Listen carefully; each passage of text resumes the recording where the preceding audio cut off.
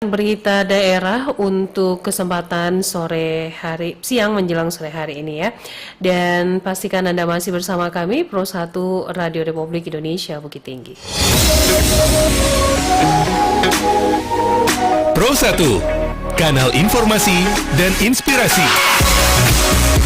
Pro 1, kanal informasi dan inspirasi.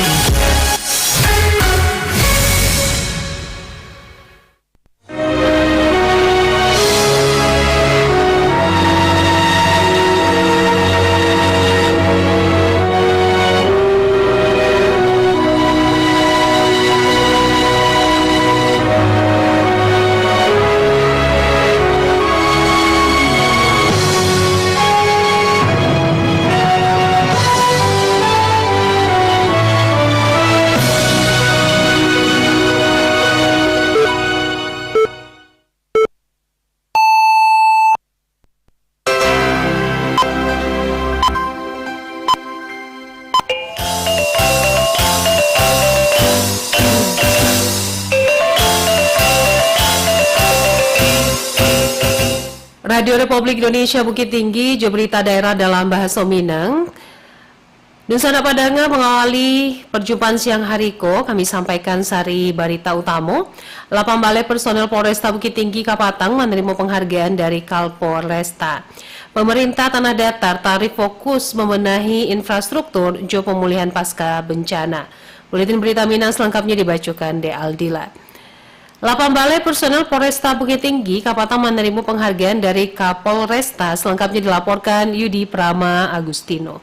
Kapolresta Bukit Tinggi Kombes Pol Yesi Kurniati Kapatang memberikan reward kepada Lapang Balai Personel Polresta Bukit Tinggi nan berdedikasi dan bakarajo secara baik melebihi tuntutan tugas mereka. Penyerahan penghargaan itu dilaksanakan dalam suatu upacara di halaman Mapolresta Satampe dan dihadiri di seluruh perwira dan personel. Yesi Kurniati menjelaskan, upacara penghargaanku bertujuan untuk memberikan apresiasi kepada personil di jajaran Polresta Bukit Tinggi dan Allah menunjukkan dedikasi dan karajokare dalam menjalankan tugasnya. Penghargaan yang diberikan juga diharapkan dapat menjadi pemicu semangat bagi personil untuk terus berprestasi dan memberikan pelayanan terbaik kepada masyarakat, serupa berhasil mengungkap kasus kurang dari 24 jam, bahkan adonan berhasil mengungkap kasus peredaran narkoba dalam jumlah nan banyak. Yesi Kurniati mengungkapkan rasa bangganya terhadap dedikasi dan kinerja dan ditunjukkan di personil dan menekankan akan pentingnya memberikan penghargaan kepada mereka nan berprestasi sebagai bentuk motivasi dan pengakuan terhadap kerajo-karehnya. Penghargaan kiniko diberikan kepada 8 balai personil, 4 balai diantaranya penyidik di Satuan Reserse dan Kriminal atau Satreskrim dan 4 lainnya penyidik di Satuan Reserse Narkoba.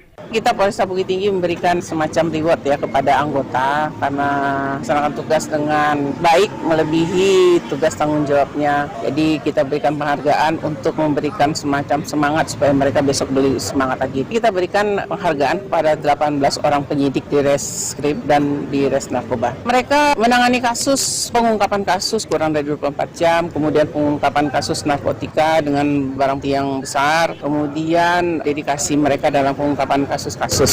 Yesi Kurniati menambahkan, pemberian rewardku juga diharapkan dapat memupuk rasa kebersamaan dan solidaritas di antara anggota Polresta Bukit Tinggi. Melalui memberikan penghargaan kepada personil dan berdedikasi tinggiku, diharapkan akan tercipta lingkungan kerajo dan harmonis dan berprestasi di dalam institusi kepolisian. Yudi Prama Agustino melaporkan. Pemerintah Kabupaten Solo menyediakan lahan 28 hektar di Lubuk Selasya untuk menyukseskan program sekolah rakyat. Bupati Solo John Firman Pandu menjelaskan penyediaan lahan tersebut pada masa mendatang diperluas hingga total 3 balai hektar untuk pelaksanaan sekolah rakyat. John Firman menambahkan gerak cepat pembangunan sekolah rakyat di Kabupaten Solo serta pembangunan lainnya seperti Jalan Lubuk Selasi, Air Dingin atas dorongan berbagai pihak. Dirinya berharap sekolah rakyat bukan hanya menawarkan pendidikan formal tapi juga mengintegrasikan fasilitas pendukung seperti asrama, lapangan olahraga, serta pelatihan keterampilan dan akan mendukung kemandirian ekonomi serta ketahanan sosial masyarakat. Pemerintah Tanah Datar taruh fokus membenahi infrastruktur jo pemulihan pasca bencana demi meningkatkan kesejahteraan masyarakat nan terdampak. Berikut laporan Irsyad. Pemerintah Kabupaten Tanah Datar tarih mengupayakan pemulihan pasca bencana jo peningkatan infrastruktur daerah. Bupati Tanah Datar Eka Putra menyampaikan bahwa dari lebih hampir puluh kebutuhan sabodam di wilayahnya, sebanyak 6 unit lah disetujui untuk dibangun pada tahun 2025. Kepala daerah itu merinci 3 unit akan dibangun di Batang Melana, 2 unit di Batang Anai, 4 unit di Batang Pagu-Pagu. Selain itu 60 unit rumah relokasi terpadu untuk korban banjir bandang juga lodo dalam waktu dake akan segera diresmikan juga diserahkan kepada masyarakat terdampak. Bupati Tanah Datar itu menjalihkan hunian tetap tersebut berada di Rambatan juga ditujukan bagi warga nan lah terdata juga sedia direlokasi. Adapun program relokasi mandiri menurutnya masih dalam proses juga akan segera memasuki tahap pembangunan. Menyikapi kondisi jalan provinsi nan rusak, Bupati menyebutkan kunjungan Menteri PUPR ke Tanah Datar menjadi momen penting untuk menunjukkan langsung kondisi infrastruktur itu. Kita sudah dianggarkan sebanyak 25 sabodam. Ya, ada sekitar 285 miliar. Yang baru cair dananya itu sekitar 69 miliar untuk 6 sabodam. 3 di Batang Melana, terus Batang Anai, dan 1 lagi di Pagu-Pagu, Pandai-Sike, 10 Koto. Alhamdulillah kami kedatangan Menteri PU bersama Andre Rosiade dan juga Pak Zigo dari DPR RI dan Pak Gubernur, Wakil Gubernur memastikan titik tempat bangunan sabodam tersebut. Dan insya Allah bulan ini itu akan dilakukan lelang dan Agustus sudah pengerjaan fisik untuk sabodam di Batang Melana. Bupati Tanah Datar juga mengatakan pihaknya juga menyampaikan keinginan masyarakat Tanah Datar kepada anggota DPR RI Andre Rosiade, Zigo Rolanda agar dapat bagian dukungan percepatan perbaikan jalan di daerah itu. Irsyad melaporkan. Bupati Kabupaten Tanah Datar segera merelokasi penyintas atau korban banjir lahar dingin yang terjadi pada Mei 2024 ke hunian tetap rumah relokasi terpadu. Bupati Kabupaten Tanah Datar Eka Putra mengatakan sebagai salah satu langkah mitigasi bencana, pemerintah daerah akan merelokasi 60 kepala keluarga ke huntap atau rumah baru untuk nan terpadu.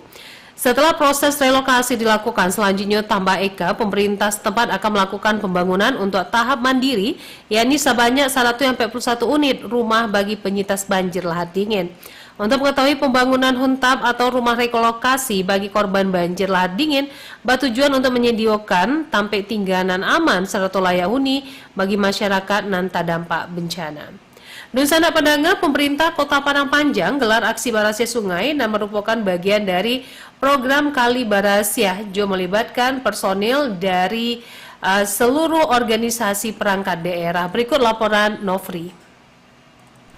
Matahari belum tinggi, namun semangat sudah menyala. Sepanjang aliran sungai Batang Bakarek-Karek, derap langkah ASN, non-ASN, saratu warga bersama kader lingkungan hidup berpadu dalam irama kerja bakti baru-baru kau. Pejabat hingga staf turun langsung ke lapangan, bahu-membahu membersihkan samak dan timbunan sementasi dan menghambai aliran sungai. Sorak semangat Deru Parang, Sabit hingga Cangkul menghidupkan kembali ruh gotong royong dan Allah menjadi identitas masyarakat Padang Panjang. Aksi Barasiah Sungai nan merupakan bagian dari program Kali Bersih atau Porkasiko digelar yang melibatkan ratusan personil dari seluruh OPD. Kegiatan tersebut sekaligus menjadi momentum peluncuran Padang Panjang Begotong Royong atau Papagoro, program rutin yang akan dilaksanakan 2 kali sebulan yang melibatkan ASN, non-ASN, dan masyarakat. Para peserta menyisir beberapa titik di sepanjang sungai Batang Bakarek-Karek dan melintasi Kelurahan Gugak Melintang, Kecamatan Padang Panjang Timur. Memberasiakan area-area dan sabalunyo tertutup sama 100 endapan lumpur. Hari itu energi kebersamaan seolah mengalir bersama air sungai, membangkitkan motivasi baru untuk mewujudkan lingkungan yang lebih berasiah dan kota yang lebih tangguh. Kini sungai kembali mengalir lancar di antara tapian dan berasiah seratu teratur, menjadi bukti bahwa Kerajo Kare dan semangat gotong royong mampu menghidupkan kembali keasrian sungai Batang Bakarek-Karek. Hari ini kita meninjau lokasi antara Sungai Talang dengan wilayah Padang Panjang. Masih ada nggak yang buang sampah ke sungai dari atas? Kita lakukan sekarang pencegahan supaya aliran sungai kita bersih. Wali Kota Hendrianis bersama Wakil Wali Kota Alex Saputra turut hadir memantau jalannya kegiatan. Aksiko bukan sekedar membersihkan sungai, tetapi juga membangkitkan kembali tradisi luhur gotong royong dan alah lamu menjadi napas kehidupan masyarakat Padang Panjang. Di sela kegiatan, Wako Hendy juga menyempatkan diri berdialog dengan warga, mendengarkan langsung berbagai keluhan dan aspirasi, khususnya terkait persoalan luapan air saat hujan deras di beberapa ruas jalan Kelurahan Gugak Melintang, serta Bukit Surungan. Nofri melaporkan.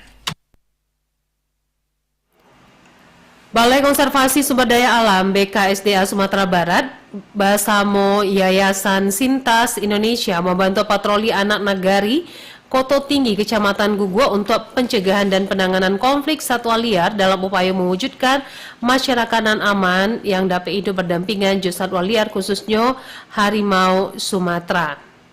Pengendali ekosistem hutan BKSDA Rusdian Peritonga mengatakan ada 10 warga Satampe yang telah diseleksi dan ditunjuk oleh wali nagari atau kepala desa Satampe.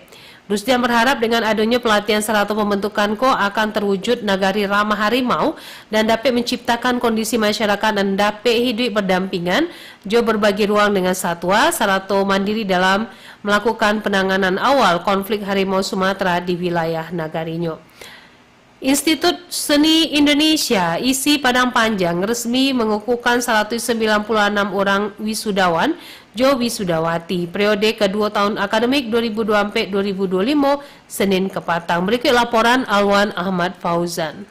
Sebanyak 196 orang wisudawan jo wisudawati ala dikukuhkan Institut Seni Indonesia ISI Padang Panjang dalam agenda wisuda program sarjana jo magister periode kedua tahun akademik 2020-2025 di Gedung Pertunjukan Hudija Alam Senin Kapatang. Rektor ISI Padang Panjang Febri Yulika menekankan kepada wisudawan wisudawati agar menerapkan ilmu pengetahuan non ala digali selama pendidikan sehingga berdampak di tengah masyarakat, khususnya dalam memajukan ilmu pengetahuan dalam bidang seni jo budaya. Febri Yulika juga mendorong aspek pengabdian nyata alumni ISI Padang Panjang baik kompetensi non ala diperoleh akademik maupun non akademik untuk mencapai tujuan hasil kerja nyata, ketekunan, jo komitmen dalam mewujudkan inspirasi dalam bidang seni budaya secara berkelanjutan. Rektor ISI Padang Panjang berharap 196 orang wisudawan wisudawati menjadi agen perubahan jo mengimplementasikan berkelanjutan terhadap perkembangan ilmu seni jo budaya. Diketahui saya atas nama pimpinan mewakili seluruh tenaga pendidik dan tenaga kependidikan serta keluarga besar ISI Padang Panjang mengucapkan selamat kepada seluruh wisudawan wisudawati program sarjana dan program magister dalam acara wisuda ISI Padang Panjang hari ini. Hari ini adalah hari yang penuh dengan makna, bukan hanya bagi para wisudawan dan wisudawati, tetapi juga bagi seluruh keluarga besar ISI Padang Panjang. Saya setiap memindahkan kuncir toga dan menyalami saudara, saya sebut nama saudara dan saya berikan ucapan selamat.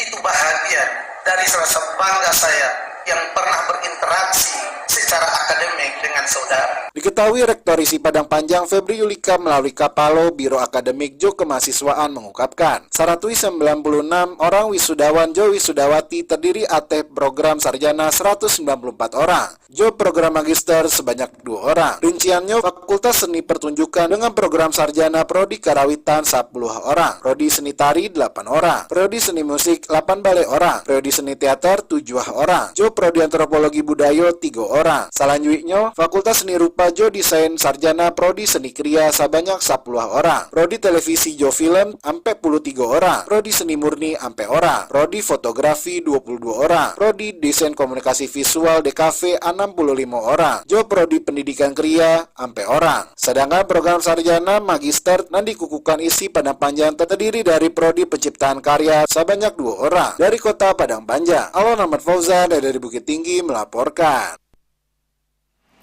Dinas Pendidikan dan Kebudayaan Kabupaten Agam menyatakan program pemberian makan bergizi gratis di daerah itu menyasar sebanyak 105.200 sampai siswa dari tingkat SD sampai SMA sederajat. Kepala Dinas Pendidikan Taslim mengatakan ada 105.200 sampai siswa di Agam akan mendapatkan makanan bergizi gratis dan menambahkan program makan bergizi gratis di Agam alah dimulai untuk 2021 siswa di Dapur Umum Satuan Pelayanan Pemenuhan Gizi dan terletak di Siguhuang, Kecamatan Lubuak Basuang. Taslim berharap dengan adanya MBG bisa mengentaskan masalah gizi buruk, stunting, serta membangun generasi yang sehat serta cerdas tidak hanya di tingkat nasional tapi di tingkat global. Wakil Menteri Pariwisata Jo Ekonomi Kreatif periode 2021-2024 Profesor Sabta Nirwandar menyayangkan tahun 2025 ajang balap sepeda internasional Tour di Singkara indak dilaksanakan. Ajang balap sepeda internasional Tour de Singkarak TDS masih absen tahun 2025 kini ko. Ajang Tour de Singkarak terakhir digelar pada 2019 padahal ajang balap nan digemari pembalap sepeda internasional dengan ikon Singkarak tu alah menjadi primadona di ranah Minang sejak digelar di tahun 2009 dengan panjang lintasan balap sepeda ketika tu capai 1267 km dengan perjuangan nan cukup panjang hingga lakukan survei langsung ke Tour de France dan alun digelarnya Tour de Singkarak TDS di tahun ko sangat disesalkan de Wakil Menteri Pariwisata dan Ekonomi Kreatif Kabinet Indonesia Bersatu 2 periode 2011-2014 Profesor Sabta Nirwandar MSc PhD dalam lawatannya ke Kota Cam Gadang Bukit Tinggi. Menurut Sabta Nirwandar nan merupakan inisiator berdirinya Tour de Singkarak TDS nan alah meraih guru besar kehormatan dari Silk Road International University of Tourism and Culture Heritage Uzbekistan tu bahwa ado nan meminta event Tour de Singkarak TDS bisa dimunculkan balik, bisa dilakukan secara profesional dan Tour de Singkarak TDS diselenggarakan selama ko bahagian media promosi di masyarakat dan sangat disayangkan tidak dilanjutkan di pemerintah setempat dan maka dari itu pemerintah harus berfikir ulang dan mengiduikan balik TDS dalam rangka perbaikan destinasi termasuk infrastruktur selama ko rusak bisa dipeloan dan paling luar biasa adalah kebanggaan dikatakan dalam perbaiki TDS bisa lebih rancak kemukunyo adalah kemasan serta dukungan pemerintah pusat dan daerah dan tanpa tu kasadonyo mustahil event TDS tidak bisa terlaksana dan dalam melaksanaan event TDS jangan ada muncul ego sektoral. Nah ini kan kita lihat sayang, kenapa? Karena itu ekonomi lokal terutama promosi. Jadi investasi yang sudah tertanam itu nanti kan terhambat. Banyak event-event di kita itu suka stop. Nah ini juga semua pihak lah, terutama pemerintah untuk berpikir ulang agar ini bisa dihidupkan kembali. Dan yang paling juga nggak terlihat adalah apa tuh? Kebanggaan. Kebanggaan bagi orang yang di Sumatera Barat maupun yang di luar. Ya yang kita perlu perbaiki adalah kebersamaan karena tanpa dukungan pemerintah pusat dan daerah termasuk kabupaten, ya tentunya nggak akan sempurna jalannya. Waktu dulu alhamdulillah kompak di pusat. Sektoral ya Pak? Jangan ada sayang. Nah itu. Dan ini ya itu tadi yang intangible tuh yang kebanggaan kita ada event yang sekelas ini. Dan kita udah nomor 5 di dunia. Bayangkan, iya. Ada yang mendukung konkret dari semua pihak. Iya diambil Tour de Siak atau Tour de Ijen dan Cu dirinya harapan ado dan mendukung konkret pelaksanaan TDS di ranah Minang dari seluruh pihak masyarakat termasuk pemerintah dan ado kerana di Sumatera Barat ado kasadonyo selain keindahan dan dimilikinya. Juni Marbeta mengabat untuk berita ranah Minang pada siang hari ko. Menteri Pekerjaan Umum Dodi Hanggodo bersama Wakil Ketua Komisi 6 DPR RI Andre Rosiadi dan Zigo Rolanda mengungkapkan revitalisasi pasar bawah Kota Bukit Tinggi segera dilaksanakan dan dimasukkan ke dalam strategi pembangunan prioritas. Menteri Pekerjaan Umum Dodi Hanggodo mengatakan insya Allah proses pemintaan Wali Kota Bukit Tinggi untuk pasar bawah tahunku diawali dengan kajian. Menurutnya proses kajian tidak akan memakan waktu lama hingga revitalisasi pasar bawah bisa dilakukan secapeknya.